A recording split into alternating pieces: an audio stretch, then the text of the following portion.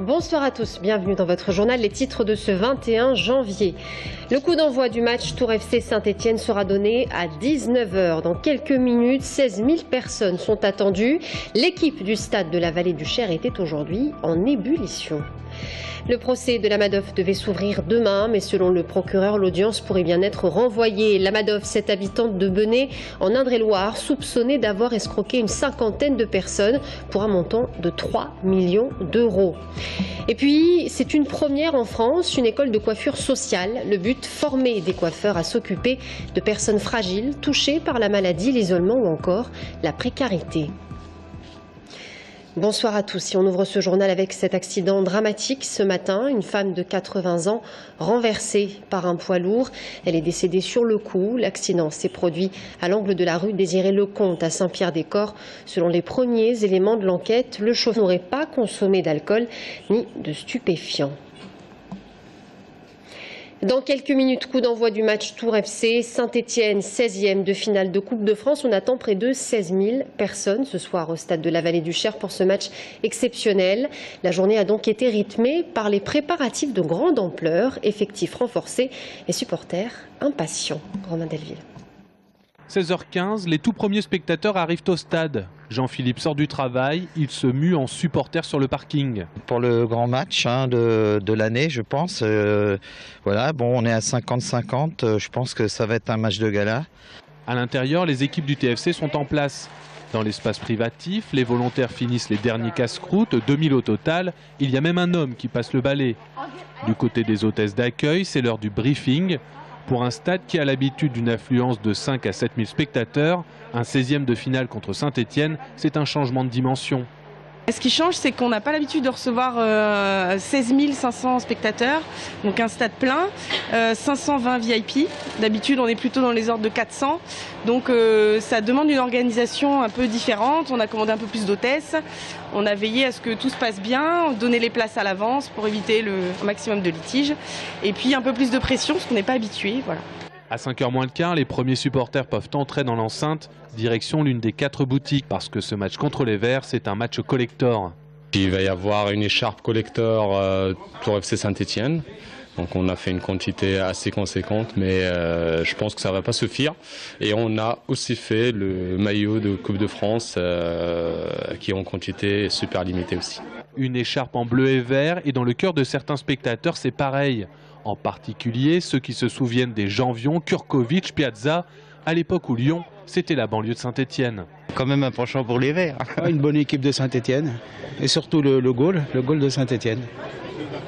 Pour moi, c'est un véritable champion. À mon avis, je le classe même avant Loris. Je me suis mis au football à l'époque de l'épopée des Verts, donc j'en ai fait 11 ans, et puis ça a été mon club que j'ai tout le temps suivi, quoi. Un stade plein, un 16e de finale avec une équipe mythique sur le terrain. La Vallée du Cher est prête pour la fête. Le procès de la Madoff devait s'ouvrir demain, mais selon le procureur, l'audience pourrait bien être renvoyée. Souvenez-vous, cet habitant de Benay est soupçonné d'avoir escroqué plusieurs personnes, dont certains membres de sa famille. Elle aurait fait miroiter des placements juteux, montant de l'escroquerie 3 millions d'euros. Audrey Champigny. L'affaire avait défrayé la chronique. Le 27 décembre 2011, Sylviane Hamon, une ancienne employée de banque, est arrêtée à son domicile de Benay, près de Bourgueil. Celle qu'on surnomme la Madoff de Touraine est soupçonnée d'avoir soutiré à une cinquantaine de personnes près de 3 millions d'euros, leur promettant des placements fictifs à des taux mirobolants. L'histoire avait fait grand bruit dans le petit village de 960 habitants. Aujourd'hui, 3 ans plus tard, le village est retombé dans l'anonymat et on ne parle plus vraiment de cette affaire, même si certains n'ont pas oublié. Vous savez, hein, moi je viens chercher mon pain, puis ça s'arrête là. Hein. Ça discute plus trop Non, je n'ai pas de commentaires à faire spécialement. Je crois que le procès est dans pas longtemps. Bon, je pense qu'on en reparlera peut-être un petit peu plus tard, mais pour le moment, non. On n'a pas envie d'en parler déjà. Pourquoi vous n'avez pas envie d'en parler? C'est un sujet qui est tabou ou c'est... Pour moi, oui. Pourquoi donc? Oui, parce que bon, fait, ce qu'elle a fait, c'est... Personne n'a envie de trop en parler, suivant, en plus on connaît les gens, voilà quoi, c'est tout. Mais je veux dire, bon, c'est pas le truc... Nous, ce qu'on attend, c'est le procès, voilà. Moi, nous, on verra après le procès quand c'est moi, je pense ce qui s'est passé. que ça soit déjà bien jugé au départ. Voilà, pas laisser des gens comme ça. Pour le maire de la commune, qui était déjà maire en 2011, à l'époque des faits, cette affaire doit être jugée par la justice, et la justice seulement. Mon rôle de maire de Benay, c'est simplement de veiller à ce que l'ordre public soit respecté, voilà, et que le village reste tout à fait paisible, et que les affaires qui sont jugées par la justice soient jugées par la justice et non pas par les élus ou par les citoyens. Nous sommes dans une république où les choses se passent autrement, et j'entends que voilà, Benay garde tout son calme et les habitants leur sérénité. Dans ce premier dossier, qui doit être jugé demain au tribunal correctionnel, la prévenue était poursuivie pour faux en écriture, concernant notamment les prêts qu'elle avait contractés auprès des banques pour rembourser les intérêts de ses clients. Selon le procureur, l'audience devrait être renvoyée, ce qui permettra de juger tous les dossiers en même temps. Ils se rassemblent pour dire non à la ferme-usine de Mont-la-Tardivière. Cet après-midi, une centaine de personnes manifestaient devant la préfecture pour s'opposer à ce projet d'extension et dénoncer l'industrialisation de l'agriculture. Ils ont demandé à rencontrer le préfet. Les exploitants de la ferme La Tardivière souhaitent, eux, s'agrandir pour faire face à de lourdes difficultés économiques. Un sujet de crispation dans cette petite commune d'Indre-et-Loire de 7000 habitants. C'est nul parce que toute cette grosse structure de plus de 2000 animaux ne va créer qu'un emploi. À la question du commissaire enquêteur, les pétitionnaires en rajoutent un autre, ils disent que ça va créer 2 emplois, mais sauf que c'est l'équivalent de 5 ou 6 fermes de 50 ou 60 animaux qui ferait vivre autant de couples. C'est-à-dire 6 fermes, c'est 12 personnes minimum. Il va falloir évacuer le lisier pour aller les pendre sur les 7 communes, enfin sur les terrains des 7 communes. Donc, ce qui veut dire une augmentation de rotation de camions. Qui dit camion dit usure de la route, donc des routes qui ne sont pas forcément prévues pour accueillir un grand nombre de camions d'un tonnage plutôt élevé. Et puis le bruit, les odeurs diffusées par le lisier, effectivement les Montois vont être impactés peut-être plus qu'ils ne le pensent. Et on en vient à ce changement d'adresse qui fait polémique, à jouer les tours entre la droite et la gauche. Le maire UMP de la commune, Frédéric Ogis, vient tout juste de changer l'adresse postale de l'hôtel de ville, la rue Raymond-Laury, au lieu de François Mitterrand, comme cela l'était depuis plusieurs années. L'opposition y voit clairement un acte politique. Florent Carrière. Un bâtiment et 2 façons d'y pénétrer. À droite, sur le parvis désormais Raymond-Laury, l'entrée historique. À gauche, sur la place François Mitterrand, l'entrée administrative, celle qui est utilisée par tous les Jocondiens et qui sert, ou plutôt qui servait d'adresse postale. La décision du maire de transférer cette dernière de l'autre côté suscite une certaine émotion du côté de l'opposition de gauche. Je pense qu'il y a aussi un autre symbole, qui est celui en fait de tourner la ville vers le passé et d'effacer un peu les 19 ans de gestion de gauche avec Philippe Le Breton. On a voulu une ville tournée vers l'avenir, avec un tramway, avec des réalisations, avec aussi des grands événements culturels. On sent bien aussi que tout cela est un peu en train d'être éteint pour retourner la ville vers le passé. Je pense que les nouveaux habitants qui viennent veulent une ville tournée vers l'avenir. J'y vois un mauvais symbole et la vie politique est remplie de symboles. Remplacer François Mitterrand par Raymond-Laury en est un. Un acte politique derrière cette décision, Frédéric Ogis le dément et renvoie les socialistes à leur propre décision politique lorsqu'en 1997, ils décidèrent de débaptiser la place de l'Europe pour la transformer en François Mitterrand. Quant à la polémique d'aujourd'hui, j'ai juste remis l'adresse historique de cet hôtel de ville et j'ai aussi également anticipé des travaux dans l'hôtel de ville où nous allons ramener pour des questions de sécurité et d'aspect pratique une entrée, une seule, du côté du parvis Raymond-Laury. J'ai anticipé de quelques mois un état de fait. J'ai juste une adresse. Et de toute façon, quand vous écrivez à la mairie, vous écrivez à une boîte postale qui s'appelle la boîte postale 108. Circulez donc, il n'y a rien à voir. Pour le moment, l'entrée des Jocondiens se fait toujours à gauche, enfin à l'est, enfin place François Mitterrand. Mais dans quelques temps, les habitants seront peut-être priés de passer à droite, enfin à l'ouest, bref, sur le parvis Raymond-Laury.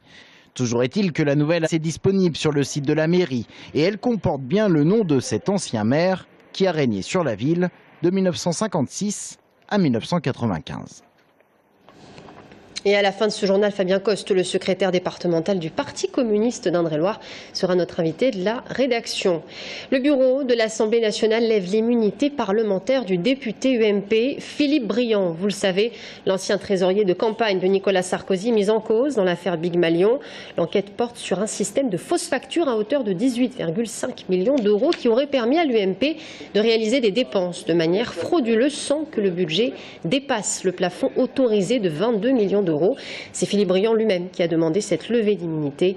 Les magistrats du pôle financier peuvent dès aujourd'hui le placer en garde à vue ou prononcer des mesures coercitives dans le cadre d'un contrôle judiciaire. L'aéroport de Tours gagne des voyageurs, soit une hausse de 1,3% du trafic passager en 2014. 184 000 passagers ont été accueillis contre 181 000 en 2013. Londres, Marrakech enregistrent la plus forte croissance, ainsi que Figari.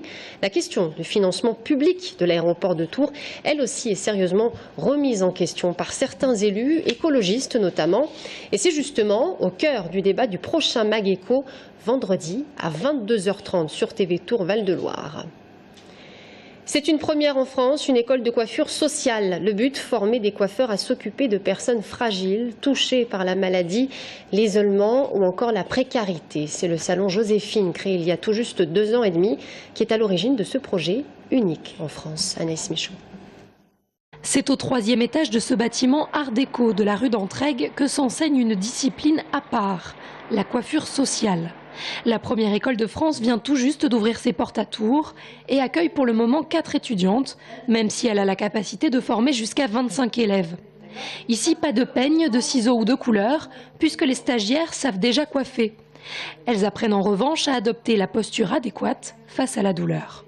On dit souvent que le coiffeur est le psychologue pas du pauvre, mais presque. Moi, je trouve ça assez idiot parce que c'est vrai qu'on est obligé, on est confronté à ça parce qu'il y a des intimités qui se disent chez le coiffeur. Sauf que on ne sait pas répondre parce qu'on n'a pas eu cette formation. Donc parfois, en voulant faire du bien, on peut faire du mal parce qu'on n'a pas la bonne clé. Les cours sont dispensés par des intervenants professionnels. Psychologues, psychiatres, oncologues, mais aussi des assistantes sociales et des auxiliaires de vie. On apprend ce que c'est vraiment qu'un cancer, comment ça se développe, quels sont les troubles aussi psychologiques qu'on peut affronter, comment les gérer, des mises en situation avec Lucia, où on se met vraiment en situation de coiffeur face à un problème bien déterminé et comment on peut emmener cette personne dans notre propre parcours, puisqu'au final on va l'accompagner. Comment mettre les gens face à un miroir, les confronter à leur image, leur faire accepter qu'on leur touche la tête, comment recevoir une personne aveugle ou communiquer avec un sourd-muet. Des cours théoriques complétés par des stages en hôpital, maison de retraite ou association. La formation, qui est unique en France, dure 4 mois et coûte 3 800 €. Elle est ouverte à tout détenteur d'un CAP coiffure et permet d'obtenir un certificat bien sûr, mais surtout de redonner le sourire et l'estime d'elle-même par le biais de la coiffure aux personnes fragilisées par la vie, l'âge ou la maladie. Ligue des champions, le TVB rencontrera demain soir Pérouse en Italie, leader de la poule qui accumule néanmoins 3 défaites. Alors comment les Tourangeaux se préparent à affronter cette très bonne équipe et quels sont les enjeux du match? On voit tout ça avec Thomas Blanc. Pérouse TVB, rien à perdre, tout à gagner, à commencer par un premier match en Coupe d'Europe. À l'aller, on s'en souvient, Tours avait manqué le coche de peu. Une défaite 3-2 avec un collectif en construction, sans Konechny, mais qui avait laissé de bons souvenirs au coach tourangeau. J'étais plus que satisfait du comportement des joueurs sur le terrain. Et si on a ces mêmes comportements-là là-bas, ça risque d'être dur pour Perugia aussi. Malgré l'absence de victoire, Tours est toujours en lice pour une éventuelle qualification en Coupe CEV. T'en est par là la petite Coupe d'Europe. Pour y accéder, le TVB doit terminer 3e du groupe. Il est aujourd'hui 4e et dernier avec 2 points à égalité avec les Belges de Mahazek. Une victoire demain ferait les affaires de Tours mais pourrait entacher leur parcours en Coupe de France. Vu le calendrier et la demi-finale contre Toulouse, ce n'est pas forcément une bonne idée d'être qualifié parce qu'on risque d'avoir des gros problèmes de fatigue à cause de déplacement. Après, on ne refusera rien avec une victoire. Si on passe, c'est super. On fera tout pour y passer. Et pour s'en sortir, Tours pourra s'appuyer sur un collectif au complet, mais devra surtout se méfier de 2 joueurs. Le maître à jouer est passeur argentin Luciano De Seco et le pointu serbe Aleksandar Atanasijevic. Reste à rappeler que Pérouse est un prétendant sérieux au titre, que les Italiens n'ont pas encore perdu en Champions League. Bref, un match encore loin d'être joué d'avance. Et c'est la fin de ce journal. Merci à tous de nous avoir suivis. Dans un instant, l'invité de la rédaction, Fabien Coste, le secrétaire départemental du Parti communiste. À tout de suite.